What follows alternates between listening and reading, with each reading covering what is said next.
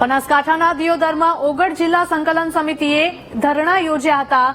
ઓગળ જિલ્લો અને દિયોદરને જિલ્લાનું વડું મથક બનાવવા લોકોની માંગ છે।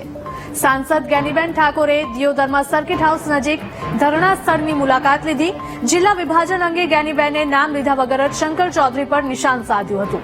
એક વ્યક્તિના અહમથી વાવ થરાદ જિલ્લાની રચના થઈ છે તેવું તેમણે કહ્યું। એકની જગ્યાએ બે નવા જિલ્લાની રચના કરાઈ હોત તો નારાજગી ન હોત। લોકોની રજૂઆતને સરકાર સુધી પહોંચાડવાનો પ્રયત્ન કરીશ।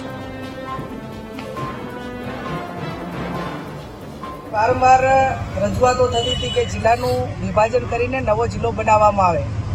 એમાં દિયોદરની માગણી હતી, રાધનપુરની હતી, થરાદની હતી, અલગ અલગ રીતે માગણી હતી। પણ આજે જ્યારે એક બનાસકાંઠાના સાંસદ સભ્ય તરીકે અહીંના વેપારી એસોસિએશન હોય અને નવો જિલ્લો જે ઓગળની માગણી હતી એમની એ ઓગળ જિલ્લા સમિતિ એ સાથે મળીને મને જે એમને આવેદનપત્ર આપ્યું છે, હું આ આવેદનપત્ર એ સરકાર સુધી પહોંચાડીશ।